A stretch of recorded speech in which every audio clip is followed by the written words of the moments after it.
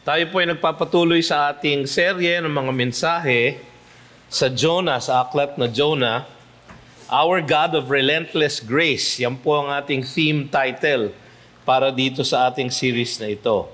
At ang title po ng mensahe ngayong hapon ay Ang Bagyo na Dala ng Pagsuway sa Diyos.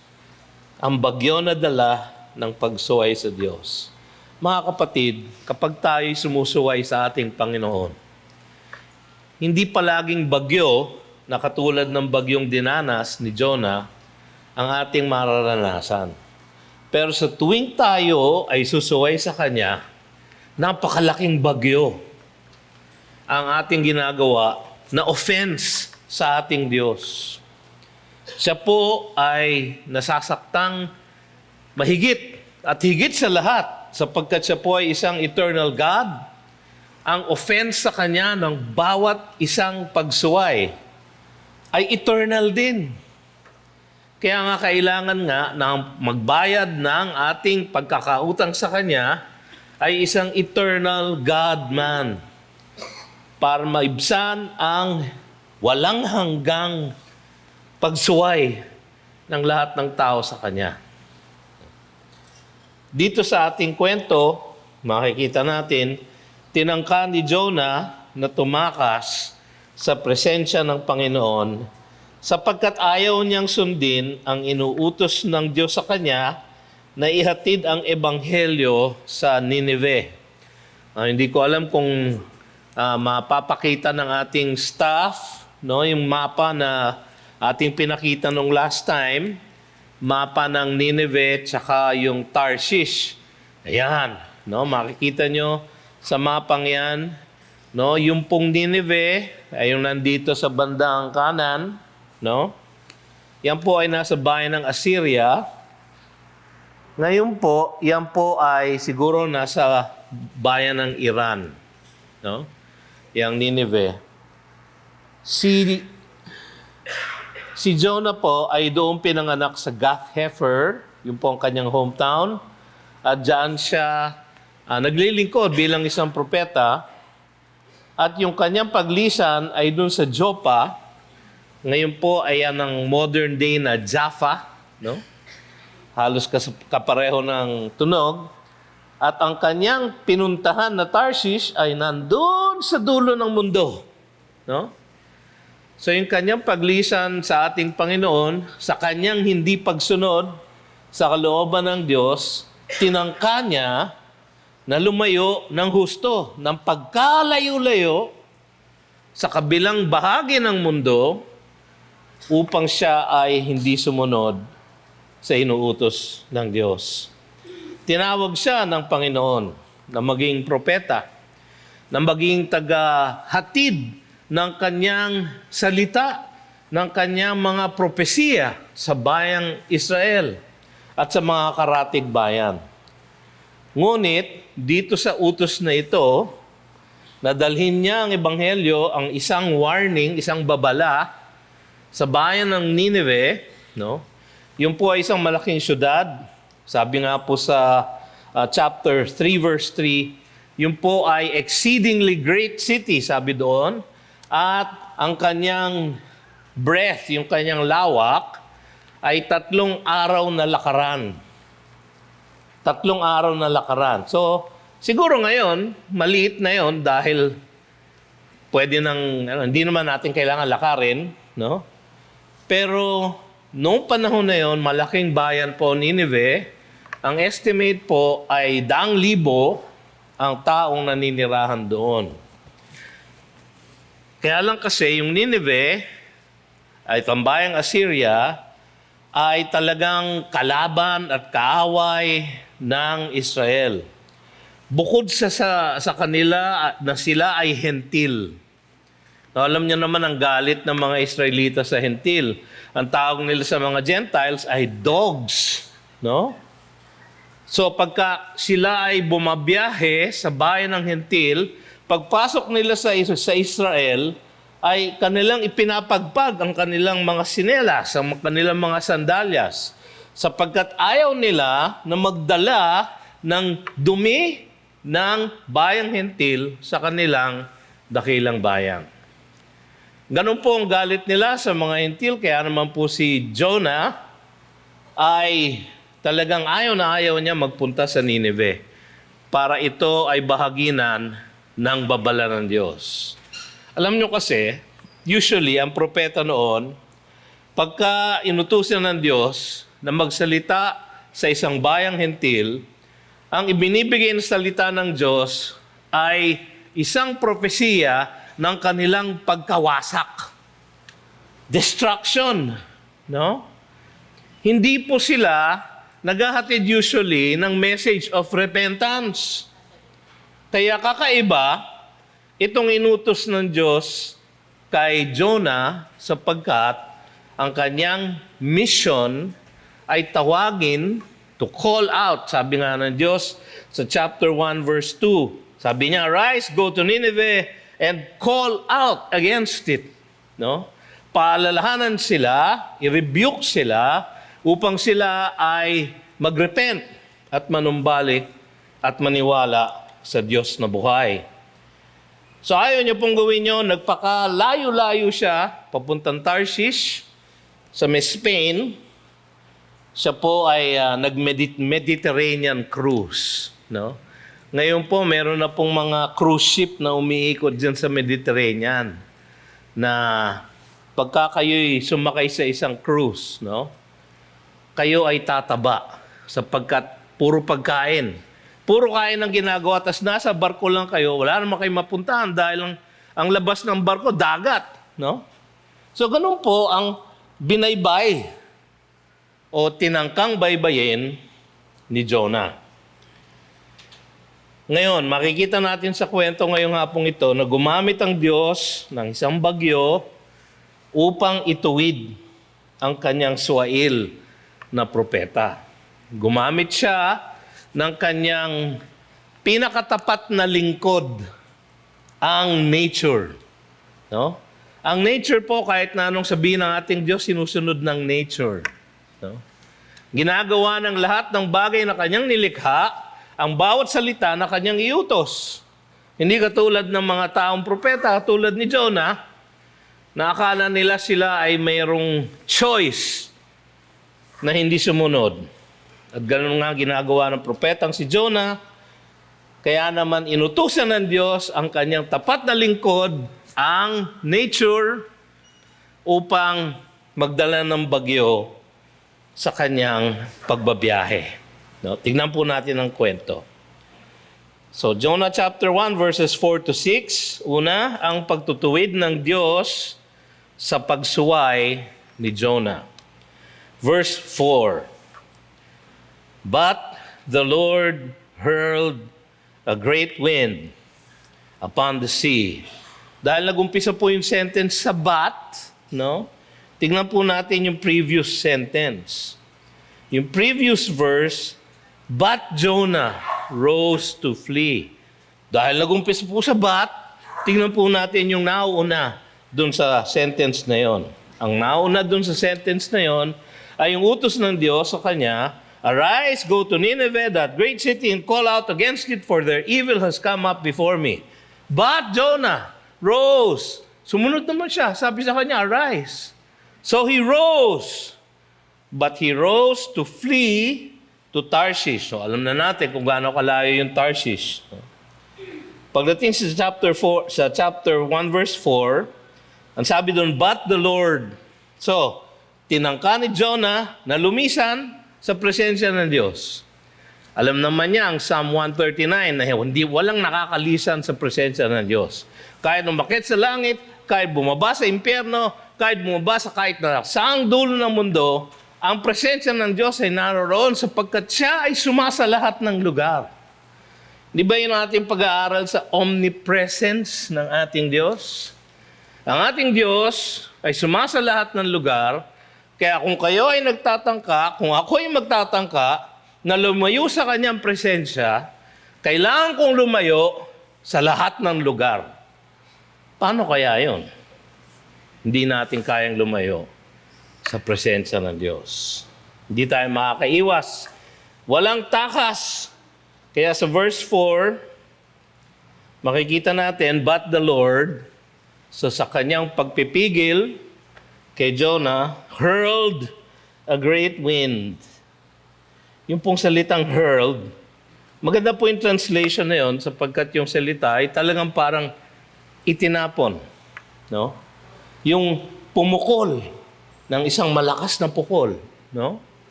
Hurled a great wind upon the sea. So parang kumuha ng hangin ng Diyos at kanyang ipinukol sa dagat upang ito ay magkaroon ng bagyo. No? Kaya bang gawin ng Diyos yun? Siyempre, kaya niya. Siya ang gumawa ng dagat. Siya ang gumawa ng hangin. Siya ang gumawa ng ating daigdig. So hindi lamang po siya omnipresent, siya ay almighty. So mahirap pong takbuhan ang Diyos na sumasa lahat ng lugar at makapangyarihan sa lahat. So, the Lord hurled a great wind upon the sea, and there was a mighty tempest on the sea, so that the ship threatened to break up. So, hindi lamang po parang lumakas ng konti yung hangin, no? Parang meron yatang konting typhoon, hindi po ito signal number 1 lang, no? O category 1, ito po ay category 10. Lampas-lampas na. Ang pinakamalakas pong bagyo, category 5 lang. Pero ito po ay isang bihira at kakaibang bagyo na hindi kailanman nakikita ng mga marino na yon sapagkat sa verse 5, sabi din, the mariners were afraid. Ito po ay mga marino na sanay sa dagat, pero sila po ay nangatakot dahil sa lakas ng bagyo. Anong makikita natin dito sa verse 4? Una, hindi pa babayaan ng Diyos na tuluyang mahulog ang kanyang mga hinirang. Si Jonah po ay tumatakbo sa kanyang presensya, hindi sumusunod sa kanyang iniutos. Ngunit siya hinirang ng Diyos upang kanyang maging propeta.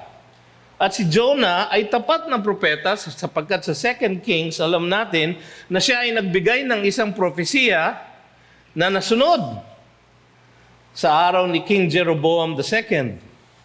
So alam natin na siya ay isang tapat na propeta, tunay siyang mananampalataya. At dahil siya ay hinirang ng Diyos, hindi pa babayaan ng Diyos na tuluyang mahulog ang kanyang hinirang. Yan po ay isang katotohanan na pwede nating yakapin. Tayo po na nananalig sa Diyos. Hindi tayo kailanman mawawala sa Kanya. Sapagkat ang sabi ng Jude chapter 1, verse 24, ito po ay isang benediction. Now to Him who is able to keep you from stumbling and to present you blameless before the presence of His glory with great joy. Siya po ang nagtataguyod sa atin. Siya po ang nagbibigay sa atin ng kapangyarihan na manatili sa ating pananampalataya. Hinding-hindi niya pababayaan ang kanyang mga hinirang. Pangalawa, hindi labas sa kalooban ng Diyos na gumamit ng bagyo upang gisingin ang konsyensya ng kanyang mga alagad. So, si Jonah po ay tumakas at hindi sumusunod sa Diyos. So, hindi siya pababayaan ng Diyos na tuluyang mawala. Kaya, dahil nasa dagat si Jonah, no? Alam nyo, nung panahon na yon, kahit yung mga hindi naniniwala sa Diyos ng Israel, ay naniniwala na ang Diyos ay kumikilos madalas sa kanyang karagatan. No? Dahil ang biyahe noon palaging sa dagat, no? So nagpapahiwatig kuminsan ang ating Panginoon sa pamamagitan ng gulo ng dagat. Ngayon sa atin siguro, ang equivalent niyan ay ang himpapawid. Sapagkat ngayon, ang pagbabiyahe ay nasa himpapawid. Kung gusto tayong paalalahanan ng Diyos, maaaring kayo ay palaging hindi sumusunod sa Kanya. Alam nyo, lahat po ng tao ipinanganak na parang si Jonah, na hindi sumusunod sa Diyos. Tayo po ay patay sa ating kasalanan. Tayo po ay sons of disobedience. Ang sinusunod natin ay the prince of the power of the air. Tayo po, sinusunod natin ang ating passions of the flesh. At dahil doon, we are children of wrath like the rest of mankind. Sabi ng Ephesians 2:1-3. So mga kapatid, lahat po tayo ay pinanganak na parang si Jonah. Suwail, pasaway, at lumalayo sa kalooban ng Diyos. Ganyan po tayo sa ating naturalesa. No?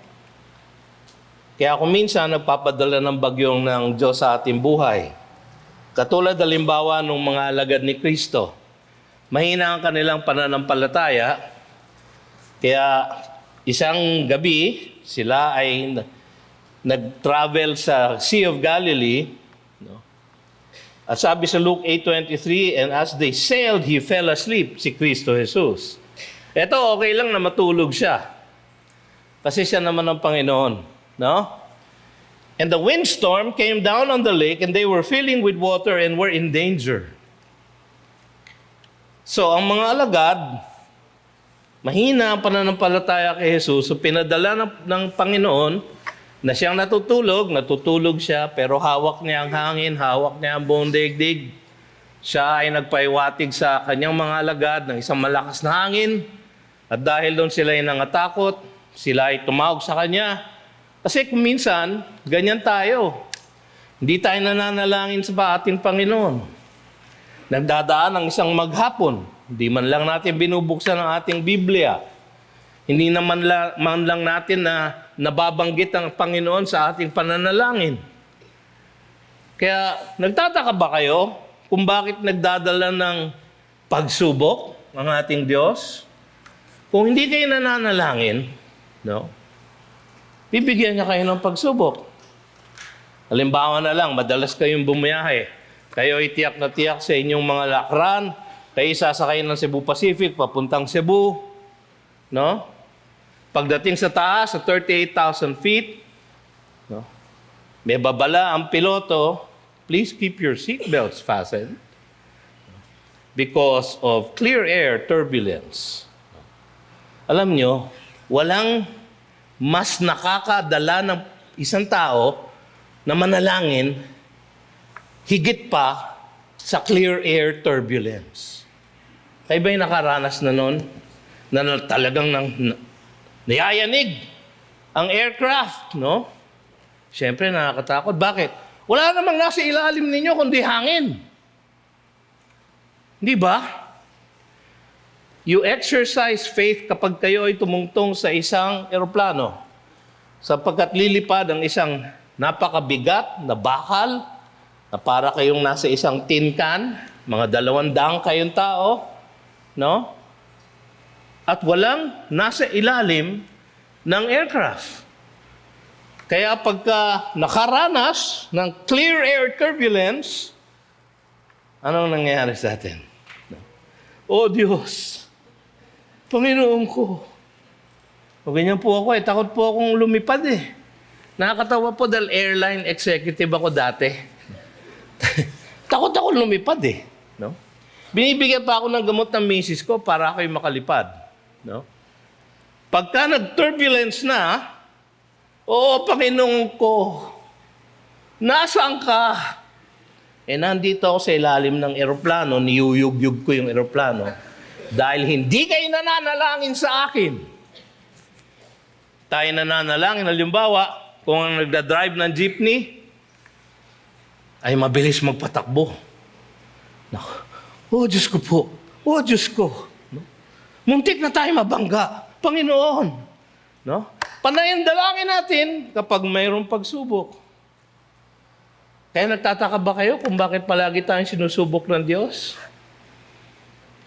Ano kaya ang dahilan? Hindi tayo nananalangin. Kaya lagi kayong manalangin. No? Lagi tayong tumawag sa Kanya. Hindi labas sa kalooban niya na gumamit ng bagyo at ng iba't ibang paraan ng pagsubok. Hindi palalampasin ng Panginoon ang pagsuway ng kanyang mga anak. Gagamitin niya kahit na ang mga pagsubok sa buhay upang ituwid ang kanyang mga hinirang. Sabi nga sa Hebrews chapter 12 verses 5-7, and have you forgotten the exhortation that addresses you as sons? My son, do not regard lightly the discipline of the Lord, nor be weary when reproved by him. For the Lord disciplines the one he loves, and chastises every son whom he receives. It is for discipline that you have to endure. God is treating you as sons. For what son is there whom his father does not discipline? Kung minsan po ang ating nararanas na paghihirap sa buhay ay pagdidisiplina ng Diyos at pagpapaalala sa Kanya. Tayo ay nalalayo na sa Kanyang kalooban. Tayo ay may ginagawa na kalokohan. Nag-iisip na tayo ng kasalanan. Tayo po ay parang na-addict na sa isang kasalanan. Magpapaalala ang Diyos. Alam nyo, kung hindi po kayo ligtas at hindi kayo anak ng Diyos, hindi kayo paalalahanan ng Diyos. Kahit na magpakalayo-layo kayo sa Kanya, pababayaan na lang niya kayo. Dahil hindi kayo anak.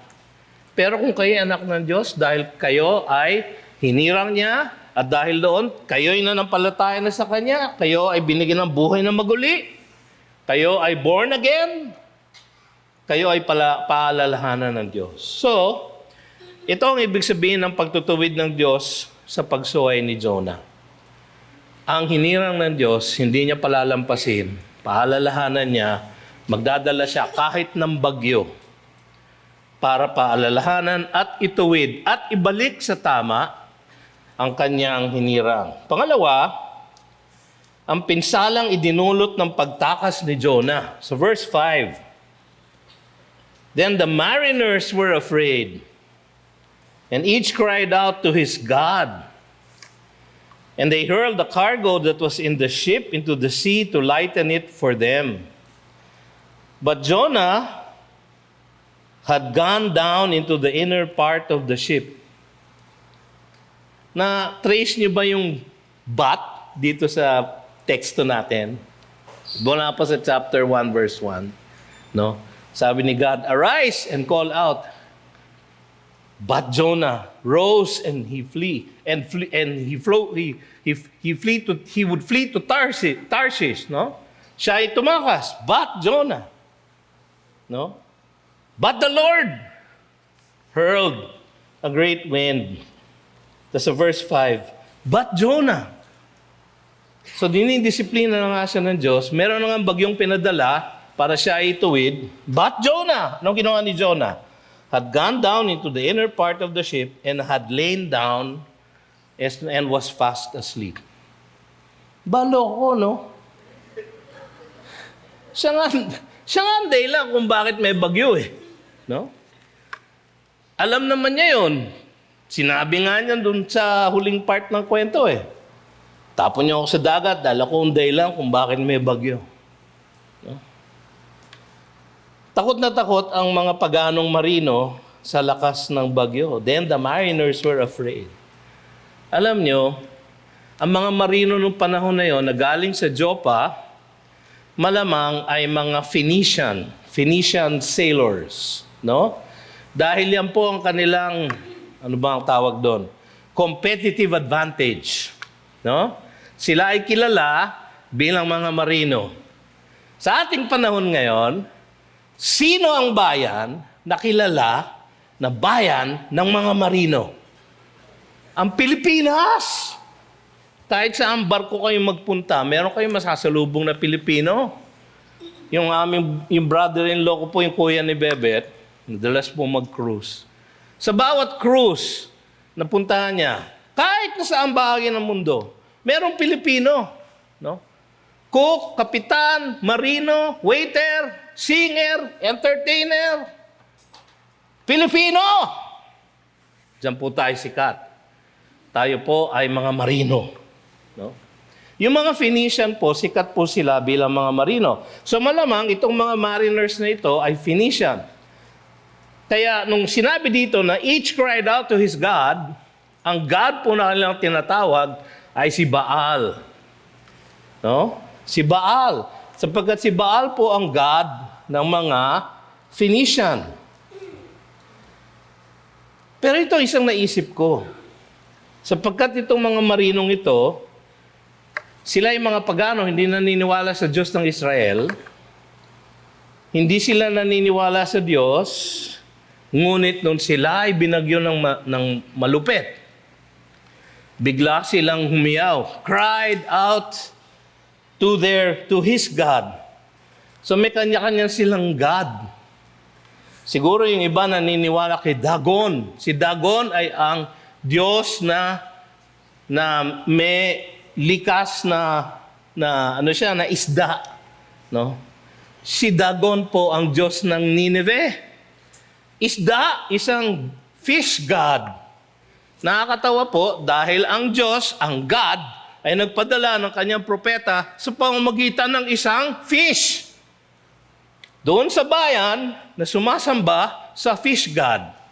Yung mga marino na nandito sa barkong ito, malamang sila ay sumasamba din kay Dagon, ang fish god. Ang ating Diyos merong sense of humor, no? Pero di kaya ginamit ng Diyos ang bagyong ito upang magising silang lahat sa pangangailangan nila ng Diyos na sasaklolo sa kanila. Sabi dito, and each cried out to his God, not to the God, not to our God. Alam nyo, ang Panginoon kuminsan nagdadala ng godly sorrow sa ating puso upang tayo ay mag-repent. No? Sabi sa Acts 11:18, nung si Peter ay bumalik sa church at Jerusalem at nag-report sa kanyang misyon, sapagkat nagpunta siya kay Cornelius upang bahaginan ng ebanghelyo, isang hentil, at sila ay nanampalataya sa Diyos. Kaya ni-report ni Peter back sa church at Jerusalem. Ang sabi sa Acts 11:18 ng ganito, when they heard, the church at Jerusalem, when they heard these things, they fell silent. And they glorified God, saying, then to the Gentiles also, God has granted repentance that leads to life. Di kaya, sa pagpabadala ng bagyong ito, damay lang po ang mga marinong Phoenician dito sa bagyong ito. Ang dinidisiplina ng Diyos ay yung kanyang anak na si Jonah natutulog. Damay lang po yung iba. Alam nyo, kapag tayo nagkakasala at lumalayo sa kalooban ng Diyos, madalas, meron tayong dalang pinsala sa iba na kasama natin. Kung kayo halimbawa ay gumagawa ng kalokohan sa inyong marriage,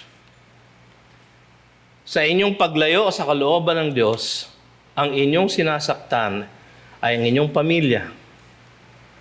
Kung kayo ay may ginagawang kalokohan sa opisina, ang inyong sinasaktan ay kung minsan ang inyong mga kaopisina na hindi pa naniniwala kay Kristo Jesus.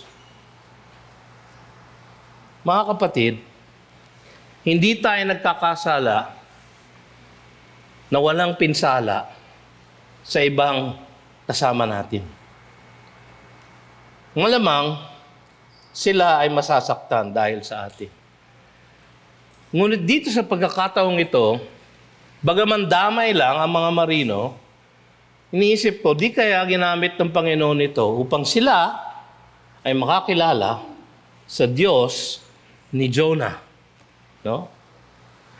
Sabi kasi sa Acts 11:18, the Gentiles also, no, has granted repentance that leads to life. Sabi ng ating Panginoon. Sa 2 Corinthians 7:10, ang sabi doon, for godly grief produces a repentance that leads to salvation without regret, whereas worldly grief produces death. Meron pong grief ang lahat, pero meron pong godly grief, yung dala ng isang pagsubok marahil, pagdidisiplina sa atin na nagdadala ng repentance that leads to salvation. So, di kaya na itong ginagawang pagdidisiplina ng Diyos kay Jonah, meron siya nadadamay na ibang Phoenician sailors o mariners, di kaya inaabot din sila ng Diyos? Alam niyo kung bakit ko naisip yon? Kasi kung mag-scroll down lang kayo sa Biblia niya, sa ninyo, no? Chapter 1, sa verse 16.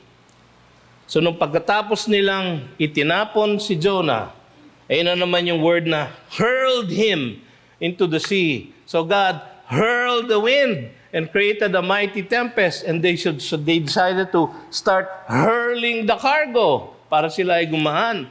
Finally, they hurled Jonah into the sea, and the sea ceased from its raging, sabi sa verse 15. Tapos sa verse 16, ang sabi doon, then the men feared the Lord exceedingly, and they offered a sacrifice to the Lord and made vows. Yung mga sumasamba kay Baal, yung mga sumasamba kay Dagon, they feared the Lord exceedingly. So di kaya na yung kanilang pagkakadamay sa disiplina ni Jonah ay higit ang nakuhang benepisyo, hindi lamang ang pagtutuwid kay Jonah, kundi ang kaligtasan ng buong kasama niya doon sa Bapor, doon sa Mediterranean cruise. Tulog naman ang suwail na propeta na manhid sa mga hiyaw ng kanyang mga kasama.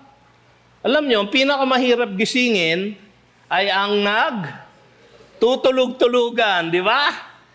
No? Nung bata, pagka ayaw mong sumunod sa nanay at tatay mo, so tinatawag ka na, Hansi! Yun po ang aking palayaw, Hansi. Medyo nakakahiya po, no? Dahil hindi macho. No? Hansi! Hansi boy! No? Yan po tawag ng aking nanay. Ayaw ko pong sumunod. Dahil alam ko, uutusan ako sa tindahan. No? Hansi boy! No? Ako yung nagtutulog-tulugan.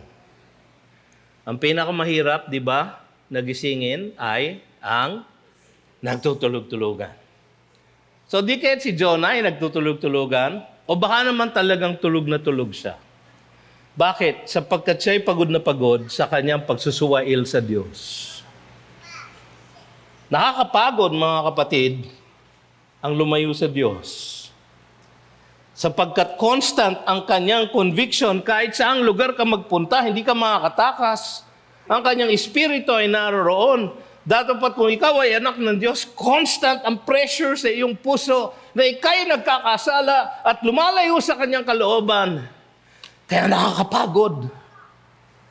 Nakakapagod, mga kapatid, ang hindi sumunod sa kalooban ng Diyos. Naranasan ko po itong depression na ganito.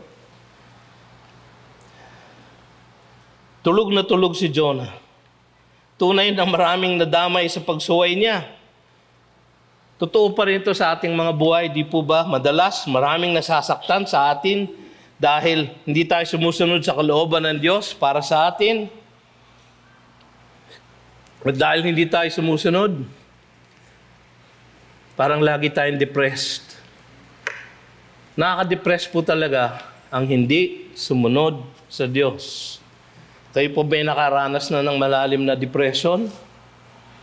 Na parang ayaw nyo nang gumising sa inyong pagkakahimbing?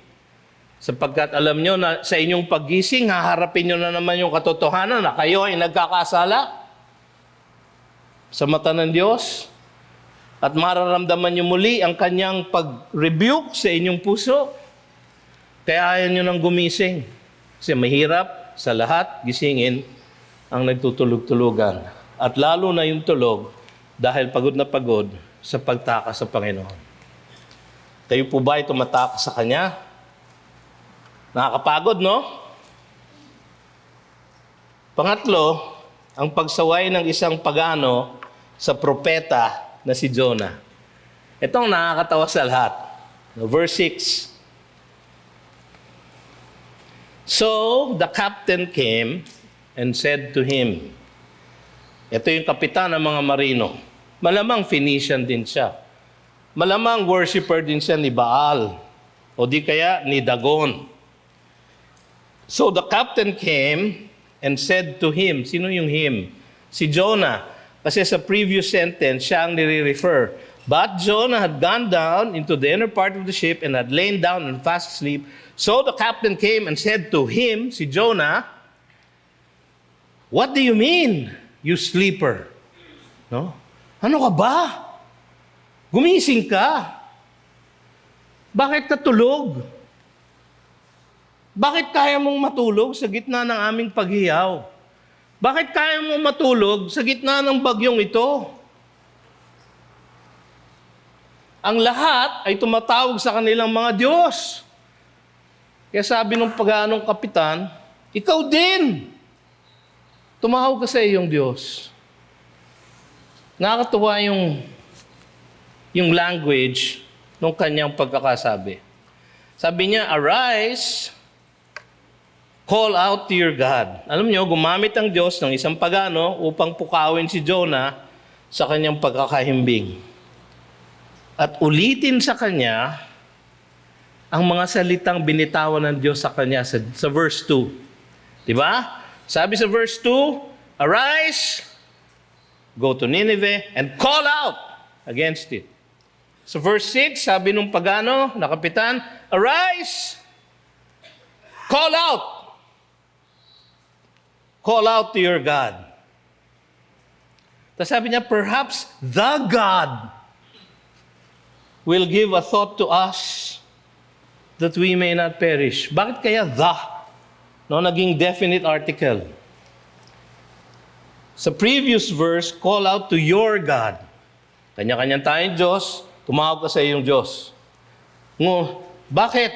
Sana, the God, kung sino man ang totoo sa kanilang lahat, kung sino man ang totoong Diyos, the God, perhaps the God will give a thought to us that we may not perish. Alam nung paganong kapitan na merong tunay na Diyos at ang tunay na Diyos kaya silang saklolohin sa kanilang sitwasyon. Parang merong mas marami pang pananampalataya itong paganong kapitan na ito kaysa kay Jonah. Di po ba? No? Ginagamit ng Diyos kung minsan kahit na ang mga bulaang propeta upang ihatid ang kanyang salita. Sa Numbers 23, may encounter natin ang pangalan ni Balaam. Siya po ay hinire ni Balak, kalaban ng Israel, para magsalita ng curse sa bayang Israel. Pero kahit na anong gawin ni Balaam, sa tuwing bubuksan niya ang kanyang bibig, imbis na curse ang kanyang nasasabi, ay blessing ang kanyang nabibitawan. So sa Numbers 23:18, sabi doon, and Balaam took up his discourse and said, rise, Balak, and hear. Give ear to me, O son of Zippor. God is not man that he should lie, or a son of man that he should change his mind. Ba? Theology yun na. Tamang doktrina yun, di ba? Our God is immutable. Hindi nagbabago ang kanyang pag-iisip. He is not a man, he is holy, that he should lie. Siya ay truth. I am the way, the truth, and the life, sabi ni Jesus. Has he said and will he not do it? Or has he spoken and will he not fulfill it? False prophet po itong si Balaam. Pero sa pagkakataong ito, ginamit ng Diyos ang isang false prophet para i-rebuke ang isang kalaban ng Israel. Dito sa pagkakataong kay Jonah, ginagamit ng Diyos ang isang paganong kapitan upang sabihan at pangaralan ang kanyang suwail na propeta. Galing sa bibig ng isang pagano ang pagtawag sa Diyos upang humingi ng saklolo, perhaps the God. Sa lahat ng Diyos na ating tinatawag, the God can rescue us that we may not perish. Hindi niya alam na nagbibigkas siya ng isang dakilang katotohanan na tanging ang buhay na Diyos lamang ang maaaring magsaklolo sa atin sa ating sitwasyon, sa ating pagkakahamak. So mga kapatid, sa ating pagtatapos, tunay na mahal ng Diyos ang lahat ng kanyang hinirang na maligtas at maglingkod sa Kanya. Kung kayo po ay nananampalataya na kay Jesus bilang inyong Panginoon at tagapagligtas, kayo po ay kasama sa Kanyang mga hinirang. Kayo din po ay Kanyang hinirang upang maglingkod sa Kanya. Datapwat sa ating mga kanya-kanyang buhay, merong panawagan ng Diyos. Merong revelasyon ng Diyos ng Kanyang kalooban. Ang Kanyang kalooban ay nasa Kanyang Biblia. Kalooban niya na tayo ay maligtas. Kalooban niya na tayo ay maging mapuno ng Espiritu Santo but be filled with the Holy Spirit. Kalooban niya na ang salita niya ay manatili sa ating mga puso. Let the words of Christ dwell in you richly. Kalooban niya na tayo ay laging nagpapasalamat sa Kanya. Laging galak sa Kanya. Rejoice always, sabi niya. Pray unceasingly. Give thanks to God, for this is the will of God in you through Christ Jesus. Ano ang kalooban ng Diyos? Rejoice. Give thanks. Pray. Repeat. Yun po ang kalooban niya. Tayo ba ay sumusunod sa kanyang kalooban? Lahat po tayo ay merong naturalesa na hindi sumunod sa Diyos. We are doing battle against the flesh. Tayo po ay may bago ng nature. Sabi ng Biblia, for those who are in Christ, He is a new creation. The old has gone, the new has come. Meron na tayong bagong kalikasan. Pero yung ating makasalanang kalikasan, yung ating laman, ay naririto pa rin. At araw-araw, nilalabanan tayo ng ating laman. Ngunit araw-araw, nananawagan ng Diyos sa atin na sumunod sa Kanyang kalooban. Kayo ba ay pinapahinto ng Diyos sa isang bisyo na alam ninyo na hindi kahaya-aya sa Kanya? Pagsugal, pag-inom, paninigarilyo. Ayokong banggitin sana yung pang-apat. Pambababae. Kayo ba ay sinasabihan ng Diyos na sumunod sa Kanya? Tinatawag niya kayo na maglingkod sa Kanyang church. Siguro, marunong kayo umawit, katulad ng mga umawit kanina. Ginagamit niyo ba ang inyong talent sa paglilingkod sa Kanya? Ang ating church po palagi nangangailangan ng choir. Yung mga kumakanta lang po, kung hindi kayo marunong kumanta, huwag po kayong sumali sa choir. Hindi po yun ang calling ninyo. No? Malinaw po ang Diyos doon. Baka kasi lumapit kayo kay Pastor Migs. Pastor Migs, parang tinamaan ako dun sa sermon ni Pastor BJ. Gusto kong kumanta sa choir. No? O sige, subukan ka natin. O sige, do, pasok. Do, re, mi. Hindi gumagalaw.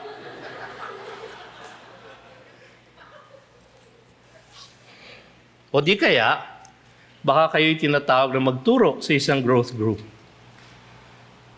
Pero hindi kayo nagbabasa ng inyong Biblia. Paano kayo susunod? O kaya, tinatawag niya kayo na mag-share ng gospel sa inyong kaopisina na kinamumuhian ninyo dahil nakakainis. O isang kapitbahay o kasama sa bahay na nakakainis. Ayokong masave to, pastor. Gusto ko itong masunog sa impyerno. Alam nyo, hindi po ganun ang puso ng isang ligtas.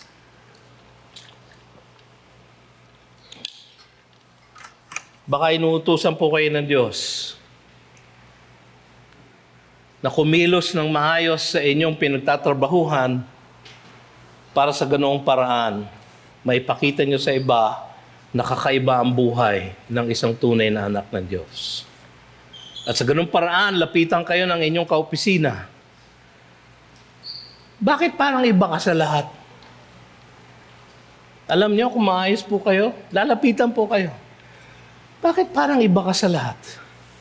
Pagkakataon na yan, kapatid. O kaya tatanungin niya, ano ba ang religion mo? A born-again Christian po ako. Ano ba ang kaibahan nun sa Katoliko? Nako! Pagkakahitinanong na gano'n, opening po yung tawag doon. Huwag niyong palalampasin. Pero teka muna, baka kayo nagtatrabaho. Huwag kayong magsishare ng gospel habang office hours. No? Yayain niyo mag-lunch sa kantin. Ilibre niyo. No, pastor, ang hirap na ng buhay ngayon. Masyado nang mahal maglibre. No? Pero sa inyong sakripisyo na yon, baka may maligtas na isang kaluluwa. Ipagkakait niyo yun sa kanya. Dahil lang nagtitipid kayo. Ang mga kapatid, pagka nilibre nyo ng lunch ang inyong kaopisina, alam nyo, wala siyang choice kundi pakinggan ang testimonyo nyo.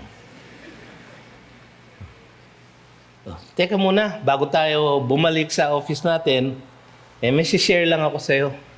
Ay, bumalik na tayo. Teka muna, pinakain kita eh. Di ba? Teka muna.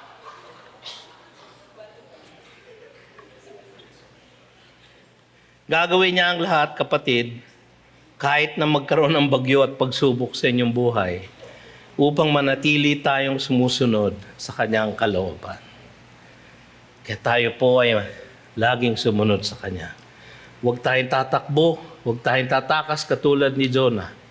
Huwag nyo nang tangkain na magpadala ng bagyo at unos ang Panginoong Diyos sa inyong buhay. Alam nyo, minsan, kahit natapat kayong sumusunod, magpapadala pa rin siya ng pagsubok sa inyong buhay. No? Hindi porke kayo sumusunod palagi sa tingin ninyo, hindi na kayo susubukin ng Diyos. Susubukin pa rin niya kayo. Sapagkat yan lang ang kaparaanan para inyong malaman na ang inyong pananampalataya ay tunay at matatag. Kaya nga sabi ni James sa chapter 1, count it all joy when you encounter trials of various kinds. Sabi ni Peter, 2 Peter chapter 4, do not be surprised when you experience suffering of every kind. Sabi ni Paul sa Romans, for this momentary affliction, sa 2 Corinthians pala, so for this momentary affliction is only for a while. It's nothing compared to the full weight of glory na ating mararanasan sa Kanya. So mga kapatid, tayo laging sumunod. Ang pinakamaganda pong lugar sa ating buhay ay sa gitna ng kalooban ng Diyos. Tayo po'y tumayo, tayo manalangin.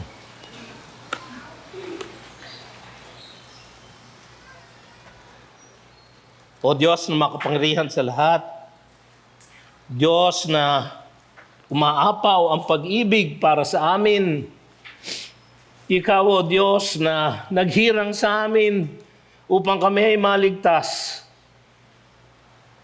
O Diyos, kayo po ang kumilos sa aming mga puso upang kami ay hindi kailanman malayo sa gitna ng inyong kalooban para sa amin. Kayo po ang magbigay ng kalakasan sa bawat isa sa amin. Sa aming paglisan sa lugar na ito, nawa kami ay laging kasama ninyo, laging sumusunod sa inyo, laging nagpupuri sa inyo, sapagkat yan po ang aming karampatang tugon sa inyong kagandahang loob at kahabagan na ipinakita sa bawat isa sa amin. Kaya ngayon, Panginoon, kayo po ang magbasbas at magpala sa bawat isa sa amin ang pag-ibig ng Diyos Ama, ang kagandaang loob ni Kristo Jesus, at ang pakikipisan, tanglaw at gabay ng Espiritu Santo ay mapasa atin nawa magmula ngayon at magpasawalang hanggan. At ang lahat ay nagsabi ng Amen. Magandang hapon po.